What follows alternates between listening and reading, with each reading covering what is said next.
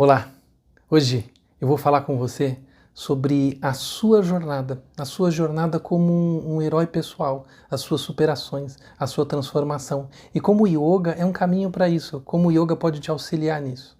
Eu vou falar da jornada do herói e do yoga. Segue nesse vídeo porque eu tenho certeza que ele vai ter elementos muito interessantes e transformadores sobre esse tema, tá bom? Você sabia que você é capaz de atos heróicos? Ou você conhece alguém que é capaz de atos heróicos? Ou você conhece histórias inspiradoras sobre atos heróicos? O estudo da jornada do herói foi desenvolvido pelo americano, na verdade canadense, Joseph Campbell, que era um mitologista, escritor, conferencista e professor. Ele desenvolveu no seu principal trabalho, chamado O Herói de Mil Faces, a ideia do monomito. A ideia do monomito é que as grandes histórias da humanidade, das grandes tradições, as grandes histórias das religiões, eles têm pontos fundamentais para a nossa orientação, para o nosso desenvolvimento, para você vencer as suas batalhas, para você vencer as suas dificuldades. Então, ao estudar os grandes mitos, as grandes histórias, nós temos codificado ensinamentos que nos guiam, que nos orientam. Para você ter uma ideia, o George Lucas, que criou a série Guerra nas Estrelas, Star Wars, ele era aluno do Joseph Campbell. E para fazer todo o roteiro da série, todo o trabalho de desenvolvimento dos personagens, ele usou esses conceitos explorados do monomito, do trabalho de Joseph Campbell. Mas comumente, quando você vai estudar a jornada do herói, esse trabalho, ele vai dividir em 12 etapas. Eu aqui, para simplificar, vou apresentar apenas essas 12 resumidas em 6, conforme eu faço no meu livro, O Ciência da Excelência. Nesse livro eu apresento, como uma forma de análise pessoal, essa questão da jornada do herói em 6 etapas, que são elas. Presta atenção: um chamado, proteção dos mestres, abandonar a zona de conforto, preparar-se muito, colocar-se à prova e transmitir sabedoria. Vou explicar uma por uma, tá bom?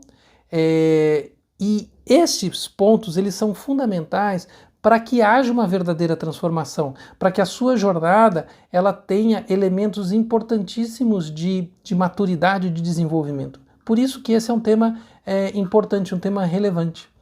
Então, o que consiste o chamado? O chamado é quando algum acontecimento na vida, quando uma doença, quando você tem uma grande mudança que você precisa mudar as circunstâncias, uma grande mudança que precisa alterar, as circunstâncias da sua vida. Você tem a proteção dos mestres, um guia, um livro, um professor, um sábio, que vai te orientar, que vai direcionar, que vai te dar dicas, que vai te dar treinamento, orientação de como seguir esses passos, de como você vai poder prosseguir na sua jornada. Aí você vai precisar abandonar a zona de conforto. É a transformação, é passar pelas dificuldades, é passar pelo deserto, é passar por situações desafiantes que vão fazer você se fortalecer. Mas no momento que a gente passa por elas, a gente não sente dessa forma, a gente sofre bastante, mas é o deserto, é saindo da zona de conforto. E aí tem a preparação. Neste deserto, nesse trabalho de desenvolvimento, requer treinamento, requer esforço, requer alterações na vida, requer um trabalho de muito fortalecimento da estrutura, da maturidade desse herói. E aí então ele se coloca à prova, o grande teste, o grande desafio, o vestibular, a condição de aprovação, de vida ou morte. E se o herói vence, passa no teste, é aprovado, ele vai então transmitir a sabedoria, ele vai repassar o conhecimento da sua jornada, o seu conhecimento, o aprendizado à frente. Esses 6 pontos caracterizam um estado de maturação na jornada. E isso a gente, além do filme Guerra nas Estrelas, as outras grandes histórias têm essa mesma estrutura e eu vou explorar 3 aqui, para você entender um pouquinho como que a gente vê isso em várias situações. Uma delas é o Batman, e depois a gente vai falar do Guerra nas Estrelas e vou falar do Buda, tá bom?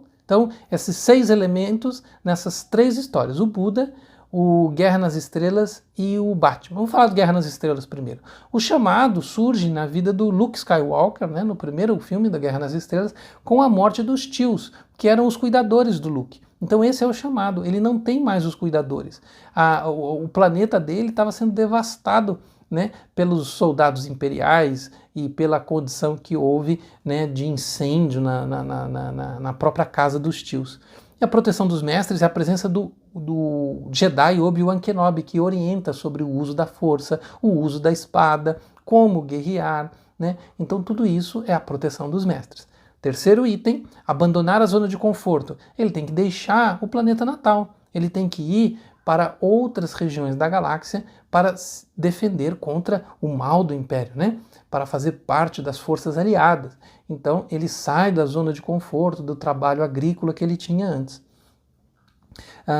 Preparar-se muito, né? Aí é a parte principal da aventura do filme, que são os treinamentos, as batalhas intergalácticas, né? Todo esse trabalho de preparação do herói, até quando ele se coloca à prova, que é atacar a Estrela da Morte, a grande arma do exército do Império, que precisa de um tiro certeiro para ser destruída, um tiro muito difícil de ser dado, uma única oportunidade de acertar um tiro dentro, né, do gerador central dessa grande arma do Império, e então ele é colocado à prova se ele realmente é um Jedi, se ele realmente tem condição de fazer isso.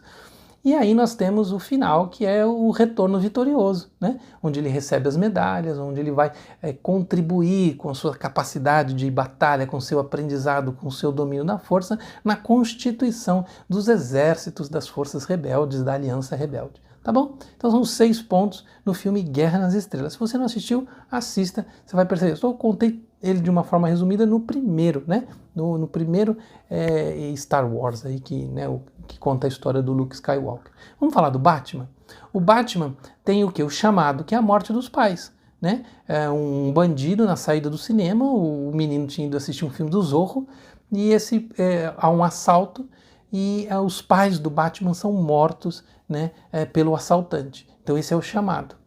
A proteção dos mestres é o próprio Alfred. Não sei se você sabe, o mordomo Alfred, ele foi chamado pelo pai do Bruce Wayne, né, porque ele era uma pessoa que tinha uma experiência, né, de lutas, tinha uma experiência no exército, e ele acaba treinando o Batman, ajudando o Batman a fazer seus treinamentos, né, orientando para onde o Bruce Wayne tem que ir para aprender seus treinamentos de luta, seus treinamentos de preparação para poder se tornar o Batman.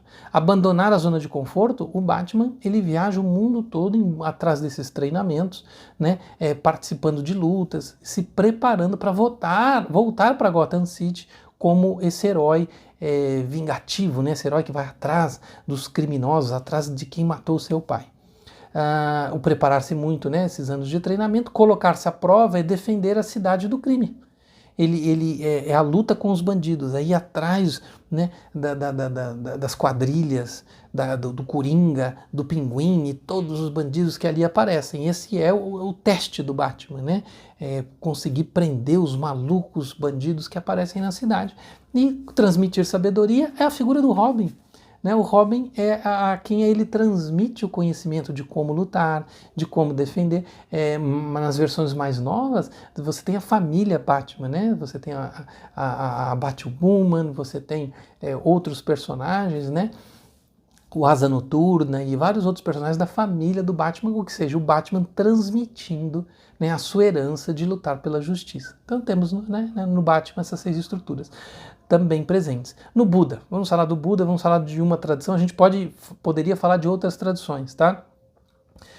O chamado do Buda é quando ele tem a condição de sair do palácio e perceber, né, em situações distintas o envelhecimento, a doença e a morte. Esse é o chamado.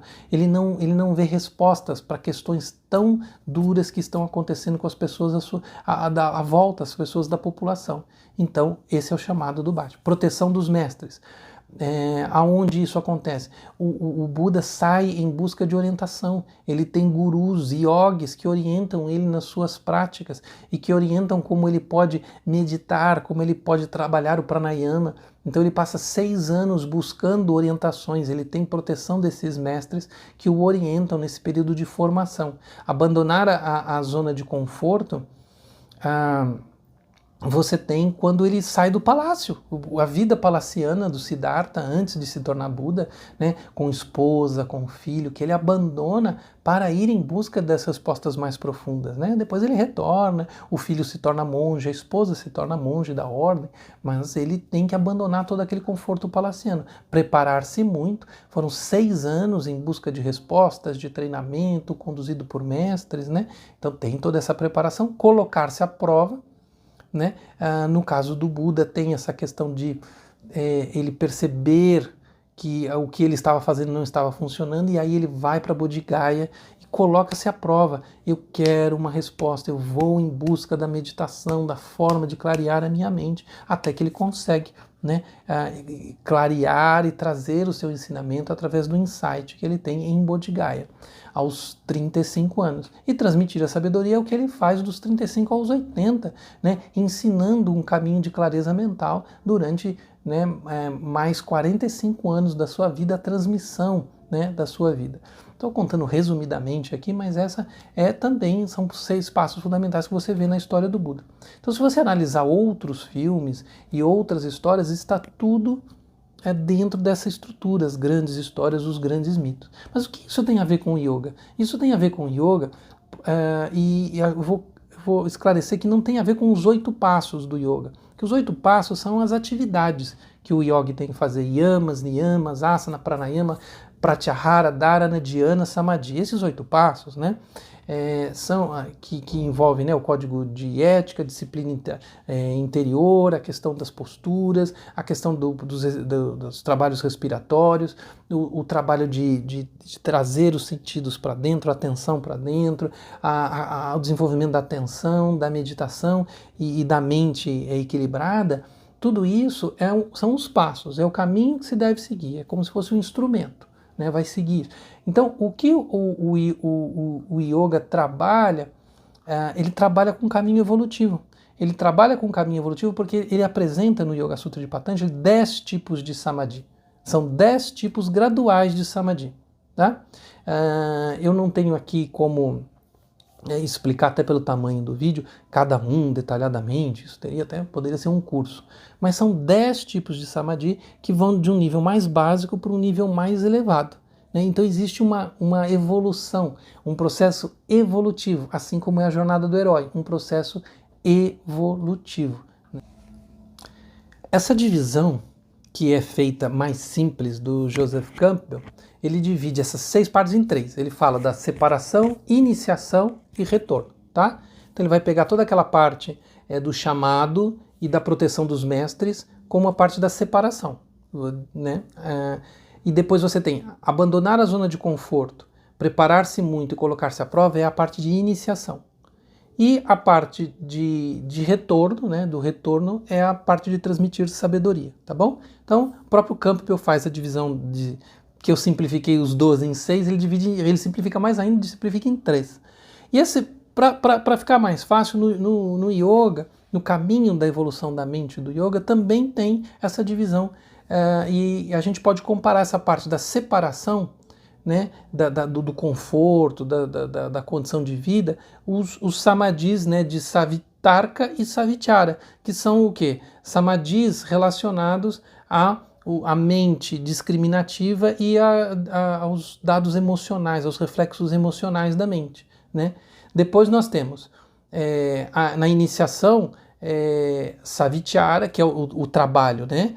Que é você ir além das suas emoções. Nós temos a Ananda, que é a percepção da alegria, né, do início de uma caminhada mais sustentável, ainda dentro da iniciação, e a Asmita, que é ir além do egoísmo. Então, nesse processo, você está sendo iniciado, você está fazendo esforço de iniciação, esses tipos de samadhi.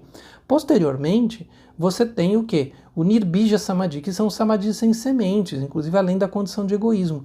Isso que você já atingiu um nível de sabedoria, e aí uma condição de retorno, né? Você tem a contribuir aí a partir do momento que você não precisa de sementes para estabilizar a sua mente. Então, aqui nós temos também esses passos de jornada do herói dentro da jornada do yogi. Então, o que eu quero trazer de mensagem aqui é para você compreender que a jornada do yoga é uma jornada de herói, é uma jornada que traz elementos evolutivos, traz elementos de sabedoria para que você supere seus obstáculos, para que você seja, né, senhor do seu caminho, senhor das suas condições, né? No caso dos passos de yoga, né, superação, né, da mente discriminativa, nominativa, você ter a sua condição de superação das suas condições de bloqueios emocionais, de você ter a condição de perceber a bem-aventurança, né, quando você é senhor dos seus atos, que você tem a alegria das suas ações, os frutos das suas ações. Quando você tem a superação do seu egoísmo, quando você entende esses processos livre de vontade, as boas ações sendo feitas pelas boas ações, né? Quando o processo se dá sem a tentativa de um ego controlando isso. E aí você não precisa do guia do professor, né? E aqui tem um ponto importante que tem na jornada do herói, tem nos grandes mitos, tem nas grandes histórias, e aqui a gente realça isso dentro do ensinamento do yoga. Para você ir além dessa condição inicial, você precisa do acompanhamento, do direcionamento de um professor para saber fazer essa superação das suas características egóicas, das suas dificuldades, né? Então é por isso que a gente salienta isso dentro do ensinamento, porque está de acordo com os grandes mitos, com a grande jornada, com o desenvolvimento da psique, né? Com a psicologia analítica. E quando a gente vê que as pessoas fazem uma caminhada dentro do yoga reforçando egoísmo, reforçando um papel que não está ligado à tradição, não está ligado ao professor, ele falha. E ele não falha porque a gente quer ou porque a gente quer defender uma tradição, mas porque não está de acordo com as grandes histórias, os grandes mitos, com os grandes ensinamentos da humanidade. E por isso, então, o yoga, sim, né, sendo ensinado da maneira correta, da maneira tradicional, com orientação do bom professor, ele vai seguir dentro das grandes tradições, dos grandes mitos e ser um auxiliar fundamental, né, um guia, um passo a passo, uma jornada do herói para você superar suas dificuldades e seus obstáculos, tá bom? Espero que você tenha gostado desse vídeo e acompanhe nosso trabalho, repassa, se você acha esse ensinamento importante, repassa, porque isso é bastante válido para as outras pessoas também estarem cientes, né, dessas informações e o conhecimento seguir em frente, tá? Um grande abraço, até mais, tchau, tchau.